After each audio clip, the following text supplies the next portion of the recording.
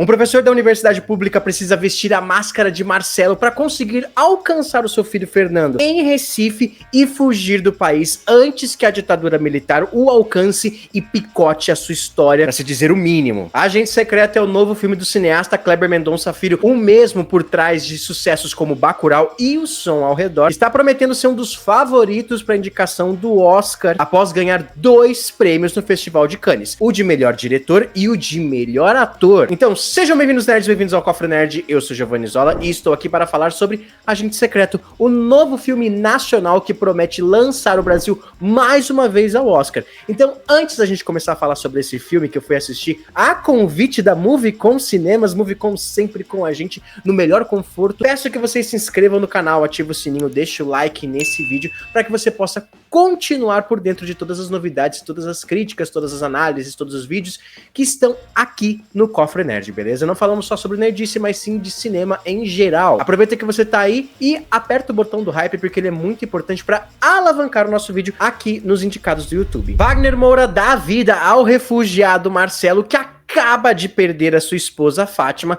graças a uma armação provocada por um grande empresário em conluio com a ditadura militar, o industrial sudestino Girotti, que, diga-se de passagem, é um personagem execrável dentro do filme. Mas essa armação do Girotti não consiste em apenas acabar com o departamento de pesquisa, do qual Marcelo é líder e também Fátima o apoia, mas também consiste em destruir a figura dele e seu nome verdadeiro, Armando. Agente Secreto traz mais uma vez os holofotes para o Brasil, com uma história que, apesar de ser fictícia, consegue retratar mais uma vez o histórico que o Brasil, como país, tende a esquecer. É com um elenco gigante, tanto em número quanto em talento, que o longa traduz uma das verdades do período dos anos 70, que muitos podem considerar um pouco destoada do terror que foi na época, nesse período, mas a verdade é que ele descentraliza esse protagonismo do Sudeste, ou melhor, do Rio de Janeiro e de São Paulo, em que o poder dos militares era evidente para quem pudesse ver. Aqui dentro de Agente Secreto, você vai sim ver a força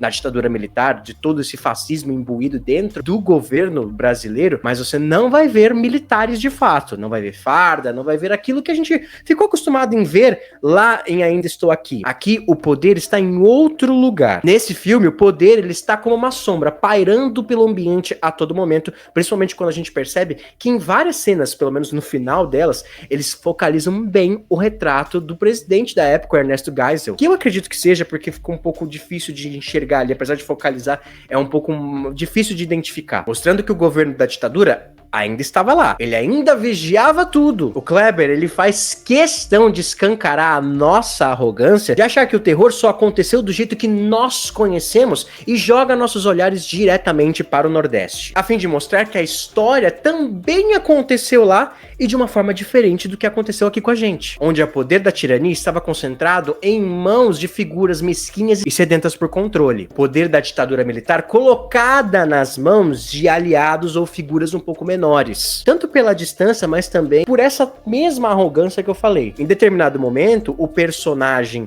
do filho do Girotti, ele faz um mapa ali e mostra esse preconceito enraizado ainda entre sul, sudeste, norte e nordeste. E essas figuras são igualmente assustadoras, não se enganem, apesar da caricatura que tem. O Girotti é um exemplo claro disso, seu filho também. Mas aqui dentro de Recife também, a gente vê, por exemplo, o Euclides, o delegado Euclides, vivido brilhantemente pelo ator Rogério Diógenes. Cara, é desconcertante assistir esse personagem e em como ele imbui o poder e a maldade da tirania, mais mesclada com uma ignorância que daqui a pouco eu converso sobre. Tá policial? Eu não, sou policial. Ó, pinta de policial, cara. Não sou policial. E tudo isso só fica mais gostoso quando você assiste no conforto das poltronas da Movicon Cinemas, minha gente. Como é maravilhoso poder estar assistindo esse, mais uma vez, um marco dentro do cinema brasileiro que pode vir a ser indicado ao Oscar com o conforto de um parceiro tão incrível quanto a Movicon Cinemas. Então, se você quer assistir Agente Secreto, corre pra Movicon mais próxima a você. Mas nem o conforto da Movicon Cinemas ia fazer a gente ficar menos temeroso diante desse poder de novo. Esse poder que faz pessoas sumirem nas margens do mar. Poder de pegar alguns meliantes e transformá-los no prazer noturno da polícia. Ou até mesmo de ignorar um cadáver estirado no meio da estrada, perto de um posto de gasolina, porque precisa realizar a sua extorsão diária. Pois é, essa cena inicial ela é muito forte, pessoal. A cena em que o Marcelo, ou melhor, Armando, está abastecendo o seu Fusca amarelo ali. Essa cena ela é muito emblemática e ela abre o filme de uma forma completamente diferente do que eu imaginara. Bom, tanto que o título vem só depois dessa cena. A cena de uma criatura, um corpo estendido no chão, esquecido. Completamente esquecido, que nem os cachorros têm vontade ali de chegar perto. É assim que a ditadura tratava todos aqueles que iam contra ela. E talvez esse seria o destino de qualquer personagem que se opusesse a esse regime fascista. Então guarda esse pensamento nosso aqui. Guarda esse corpo esquecido. Não esqueça dele tal qual a polícia esqueceu. Mas lembra que eu falei do nosso queridíssimo delegado Euclides? Pois é. Aqui, mesmo esse poder estando diferente ou em mãos diferentes, tanto nas altas patentes que vimos lá em Ainda Estou Aqui, de Walter Salles, ou até distribuído aqui entre seus asseclas, como é o agente secreto, existe uma característica semelhante: a burrice. A burrice que os impede de enxergar Marcelo / Armando atrás de sua máscara. A burrice que os impede de ver a máscara de Marcelo e Armando? Talvez. Mas principalmente da burrice como uma escolha, em lutar contra o avanço tecnológico e a ciência. É isso que o Girotti faz ao boicotar o departamento de ciência do Armando e favorecer a mesma pesquisa que estava vindo de fora, do Canadá, por exemplo. Afinal, povo inteligente é povo organizado. Diante disso, é muito possível ver a genialidade do longa em cada aspecto, principalmente no seu título. Agente Secreto é um título que realmente emula aquela sensação da gente estar assistindo, sei lá, um filme do 007, de um espião, um agente secreto que se voluntaria ou que é empregado para realizar missões perigosas. Aqui não. O agente secreto, o refugiado, não usa uma máscara por escolha. Ele está sendo perseguido e jurado de morte por uma dupla de assassinos de aluguel contratados pelo próprio Girotti. Um ex-militar que nem os militares aguentaram de fato e seu enteado que é vivido pelo Gabriel Leone. Eu falo que Agente Secreto é realmente um filme que é descrito nas primeiras frases dos primeiros minutos que ele mostra. É um filme pirracento. É um filme que vai contar uma história que não tem glamour o suficiente para te causar deleite e catarse. Tal qual, mais uma vez, por comparação, é o Ainda Estou Aqui. Falo isso muito, pessoal, porque vai ter a comparação, não tem jeito. Pelo contrário, o Agente Secreto, ele é um filme que incomoda e foi feito pra incomodar, e você vai sair incomodado, já saiba disso. Essa fotografia rebuscada, escolhida pelo Kleber Mendonça Filho, é um dos espelhos, um dos reflexos desse incômodo que ele quer gerar em Agente Secreto. A película velha e amarelada nos mostra um contraste da sua contação. Afinal, estamos assistindo a sequência de fatos junto de duas pesquisadoras do nosso tempo, universitárias, que estão tanto investigando os relatos da época quanto transcrevendo a história dessas pessoas. E isso tudo vai amarrar o final de uma forma que talvez você não goste, mas que você precisa vivenciar. Já digo, o final incomoda e é pra incomodar. Toda a escolha de direção do Kleber Mendonça Filho dentro desse longa te transporta direto para filmes antigos, desde a trilha sonora até mesmo a movimentação de câmeras. Parecia cinema, não vou falar cinema antigo, mas um cinema um pouco mais velho do que a gente tá acostumado hoje. Com closes bem diretos, com movimentação de câmera um pouco mais rápida, depois um pouco mais lenta, com músicas parecendo onomatopeias. Mas tudo isso só amarra melhor ainda a experiência que é esse roteiro. Esse roteiro do Kleber Mendonça que acaba colocando ficção e realismo juntos, tá, uma pitada de ficção ali, fantasia, com realismo para poder mostrar uma história que é dele, é autoral dele, é desejo dele de contar desse jeito. E é muito interessante porque isso ajuda na mensagem final, talvez, do que o filme quer mostrar para você. A todo momento ele tá brincando com a sua percepção do que tá tentando ser tratado. Uma consulta de dentista, que na verdade não é bem aquilo, mas o lance de câmeras faz parecer que é. Uma repartição pública que na verdade outrora é uma delegacia, quando é necessário ser. Um predinho que parece completamente inofensivo, mas na verdade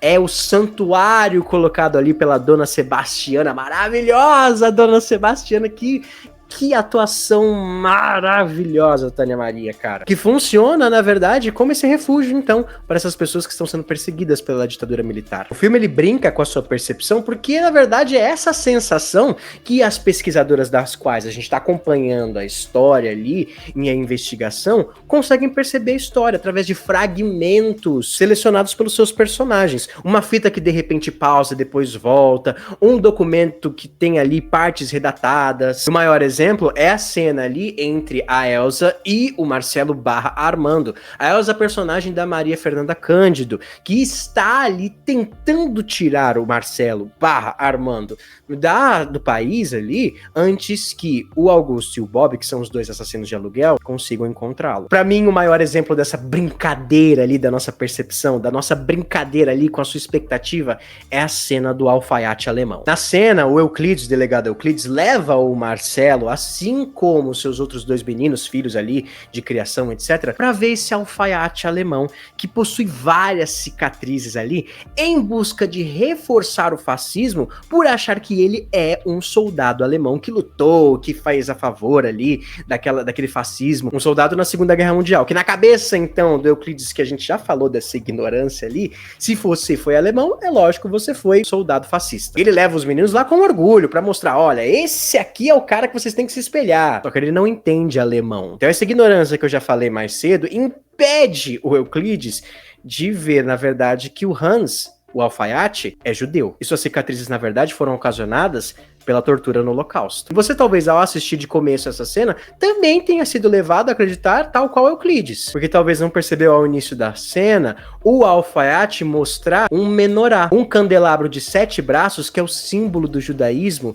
e dos 7 dias da criação. Tá vendo como ele brinca com você? É muito incrível, cara. Mas a dosagem de ficção também ajuda a mostrar pra gente que, naquela época, essas histórias eram tratadas com completo desdém por aqueles homens com poder, pois não a valorizavam. Já falamos do cadáver no posto, mas a história da perna cabeluda, por exemplo, é uma forma mais lúdica de contar isso. Você pode até não entender a escolha do Kleber Mendonça Filho em estar viajando daquele jeito. Mas é só você parar pra pensar que dentro do filme, a manchete de 91 mortos passou em branco pra muita gente, a não ser pro delegado Euclides, que estava comemorando isso, porém, foi a manchete da perna cabeluda que gerou várias vendas de jornais. Quando uma chacina fica muito comum aos olhos das pessoas, a fantasia vem pra poder causar uma certa comoção. Mas o último elemento fantasioso, ou pelo menos um pouquinho mais anormal, talvez seja a gata de 2 caras, ou melhor, as gatas de um corpo só, que selam a história de Marcelo / Armando. Com a peculiaridade que pode não te agradar, mas essa também nunca foi a intenção do filme, tá? E aqui eu abro um espaço pra falar do nosso querido Wagner Moura, que ganhou o prêmio de melhor ator em Cannes. Transpassa